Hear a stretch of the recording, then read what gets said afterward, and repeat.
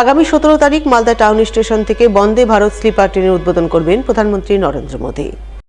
এরপর পুরাতন মালদার বাইপাসের মাঠে জেলা সভামঞ্চ থেকে তিনি 6টি অমৃত ভারত এক্সপ্রেস ট্রেনের উদ্বোধন করবেন। এরপর পরের দিন অর্থাৎ 18 জানুয়ারি হুগলির সিঙ্গুরে আরও 4টি ট্রেনের উদ্বোধন করবেন প্রধানমন্ত্রী। বৃহস্পতিবার পুরাতন মালদার শাহপুর ছাতিয়ান মোড়ে দলীয় কার্যালয়ে সাংবাদিক সম্মেলন করে এমনটাই জানালেন বিজেপির উত্তর মালদার সাংসদ খগেন মুর্মু। সাংবাদিক সম্মেলনে সাংসদ খগেন মুর্মু ছাড়া উপস্থিত ছিলেন বিজেপির মালদা কেন্দ্রের বিধায়ক গোপাল চন্দ্র সাহা, হবিবপুরের বিধায়ক জয়েল মুর্মু সহ অন্যান্যরা। আমাদের দেশের সম্মানীয় প্রধানমন্ত্রী, বিশ্ব বরেণ্য নেতা মাননীয় নরেন্দ্র মোদীজি আগামী 17 এবং 18 জানুয়ারি আমাদের পশ্চিমবঙ্গের পূর্ণভূমিতে তিনি পা রাখছেন। 17 জানুয়ারি আমাদের দুপুরবেলা মালদা টাউন স্টেশন থেকে একজোড়া ট্রেনের আনুষ্ঠানিক উদ্বোধন করছেন। দুটো ট্রেন, একটা হচ্ছে হাওড়া থেকে যে ট্রেনটি কামাখ্যাগামী যে ট্রেন, তিনি সেদিন মালদা থেকেই তিনি আনুষ্ঠানিকভাবে উদ্বোধন করবেন। এই ট্রেনে অনেকেই যারা এখানে আছেন, যারা যেতে চান কামাখ্যা পর্যন্ত, সেই ট্রেনে তাদের যাতায়াতের জন্য না, শুধু একটা সাইড যাওয়ার জন্য তাদের ফ্রি পাস দেওয়া হচ্ছে। এবং তারপরে তিনি আমাদের যেখানে হচ্ছে রেলের যে বাইপাসের পাশে, শাহপুর বাইপাসের পাশে যে মাঠ, যেখানে আমাদের রেলের যে মঞ্চ থেকে আরও উনি ওই দিন 6টা অমৃত ভারত ট্রেনের আনুষ্ঠানিক উদ্বোধন করছেন। 6টা অমৃত ভারত ট্রেন। এছাড়া পরের দিন 18 তারিখ তিনি সিঙ্গুরে আরও 4টি ট্রেনের আনুষ্ঠানিক উদ্বোধন করছেন। পাশাপাশি একই বিষয় নিয়ে এদিন সাংবাদিক সম্মেলন করেন উত্তর মালদার বিজেপি নেতৃত্ব। জেলা বিজেপি সদর কার্যালয় শ্যামাপ্রসাদ ভবনে আয়োজিত সাংবাদিক সম্মেলনে হাজির ছিলেন বিজেপি দক্ষিণ মালদার সভাপতি অজয় গাঙ্গুলি, ইংরেজবাজারে বিজেপি বিধায়ক শিরূপা মিত্র চৌধুরী সহ অন্যান্যরা। সেখানে বিধায়ক শিরূপা মিত্র চৌধুরী কি বলেছেন শুনুন তার মুখ থেকেই। বিজেপি রাজ্য অফিসের নির্দেশে সারা পশ্চিমবঙ্গ জুড়ে আজকে আমরা প্রেস বার্তায় আমাদের সম্মানীয় প্রধানমন্ত্রী নরেন্দ্র মোদীজি তিনি আসছেন, বিশেষ করে মালদাবাসীর জন্য তার একটা বিরাট তাৎপর্য রয়েছে, মানুষের মধ্যে চরম উৎসাহ রয়েছে এবং এর একটা বিশেষ গুরুত্ব রয়েছে। সেই গুরুত্বটাকে তুলে ধরার জন্য আমি দু একটা বিষয় আপনাদের সামনে বলবো। প্রথম হচ্ছে,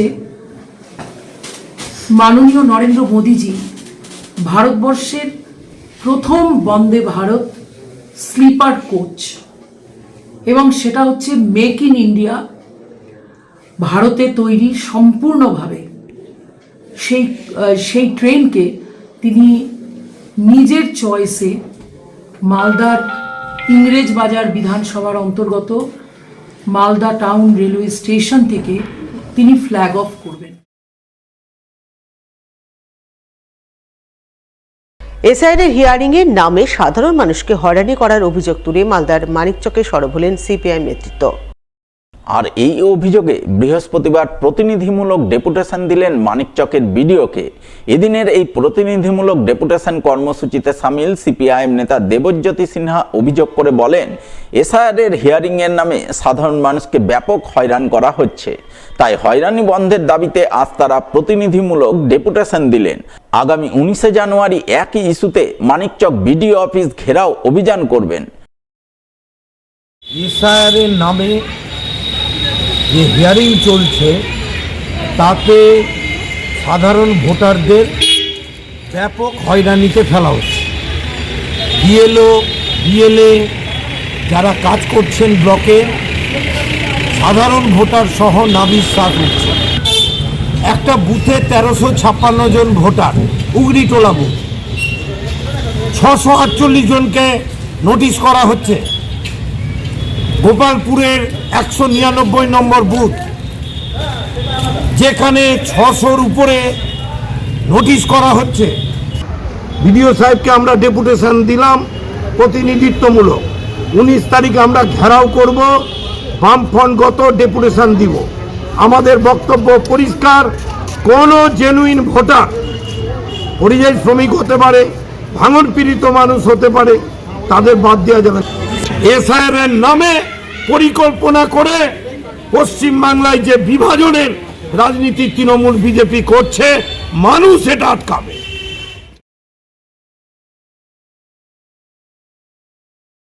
অন্যদিকে এসআইআর এর হিয়ারিং এর নামে সাধারণ মানুষকে হয়রানির অভিযোগ তুলে বৃহস্পতিবার মালদার কালিয়াচক ৩ নম্বর ব্লকে আন্দোলন করল রাজ্যের শাসক দল তৃণমূল।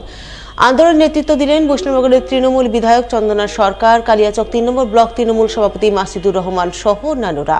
তাদের নেতৃত্বে দিল তৃণমূল নেতাকর্মীরা। প্রথমে বৈষ্ণবনগর বিডিও অফিসের সামনে জমায়েত করে জোরদার বিক্ষোভ দেখান। বিক্ষোভ শেষে ডেপুটেশন তুলে দেন বিডিও সুকান্ত শিকদারের হাতে এবং অবিলম্বে এসআইআর এর নামে হয়রানি বন্ধের দাবি জানান তারা।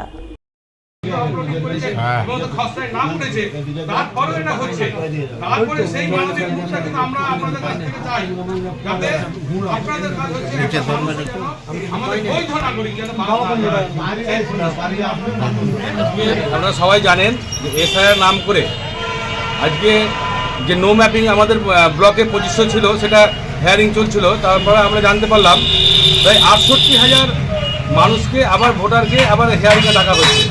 এবং সেটা প্রত্যেক যাদেরকে ডাকা হচ্ছে সেটা অগণতান্ত্রিক এবং পুরোটা বেআইনিভাবে।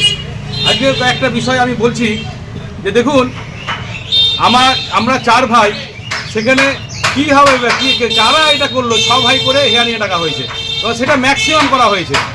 আজকে আমার বাবা থেকে আমার বয়সের পার্থক্য যাদের 15 বছরে কম, আমরা জানি আগের মানুষ তার 12 বছর 13 বছরে বিয়ে হয়েছে। সেই ক্ষেত্রে সেখানে কোনো রকম কোথাও কোনো সংবিধানে লেখা আছে একটা মানুষ 6টা ছেলের বেশি থাকবে না।